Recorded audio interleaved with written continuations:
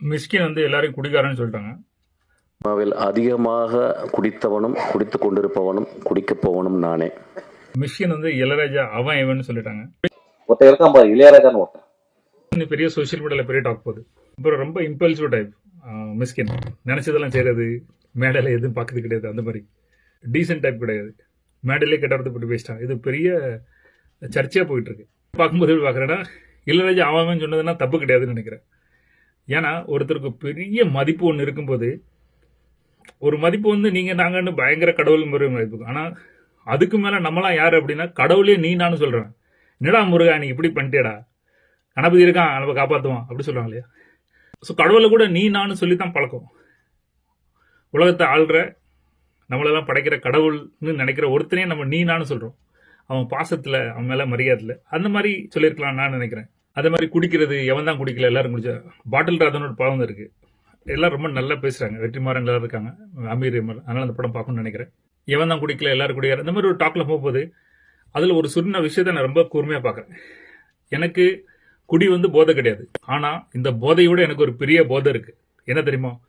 அதுதான் அந்த சினிமா அப்படின்னு. அதான் சொல்றேன், நான் பெரிய குடிகாரன். ஆனா எனக்கு பெரிய ஹோப் இருக்கு. எனக்கு மிகப்பெரிய போதை அதை விட இருக்கு, அது சினிமா.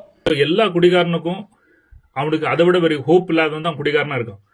எவனுக்கு வந்து குடியை விட ஒரு பெரிய ஹோப்பு, குடியை விட என் குழந்தை, என் ஃபேமிலி, என் லைஃப், என் கேரியர், எவனுக்கு அது முக்கியமா தெரியுதோ அந்த போதையை விட அவனுக்கு ஒரு போதை இருக்கணும்.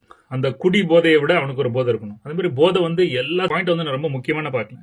குடியாலையும் ஏதாவது அடிக்ஷன்ஸ், ஏதாவது அவங்களுக்கு ஒரு அடிக்ட் இருக்கு அப்படின்னா, போதை இருக்கு அப்படின்னா, உங்களுக்கு எந்த போதை வந்து உங்க உடலையும் சமுதாயத்திலையும் உங்க வாழ்க்கையை ஃபேமிலி சீரழிக்கும், அந்த போதையை விட ஒரு போதை, எந்த போதை வேணா இருக்கணும், அந்த போதையை விட ஒரு பெரிய போதை உங்களுக்கு இருக்கணும்.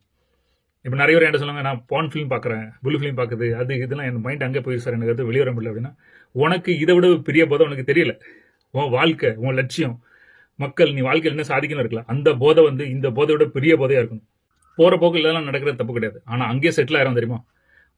உன் போதை, உன் வலி, உன்னோட சாம்ராஜ்யம் நீ எங்கே கிரியேட் பண்ண போற, அதை விட்டுட்டு நிற்காங்க. அங்கே தான் நான் தப்புன்னு சொல்கிறேன். மக்கள்லாம் இப்படி தான் இருப்பாங்க. நம்ம அவங்கள இருந்து அந்த நல்ல விஷயத்தை மட்டும் எடுத்துக்கணும். கண்ணதாசன் இருக்கட்டும். நான் சொல்றேன், இந்த படத்தை பார்க்காதீங்க ப்ளீஸ், வராதீங்க.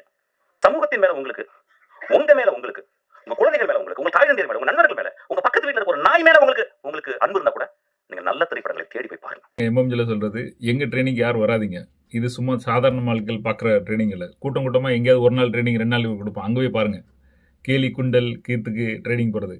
இங்கே உண்மையிலே லைஃப் டிரான்ஸ்ஃபர்மேஷன் பண்ணணும்னா மட்டும் வாங்க.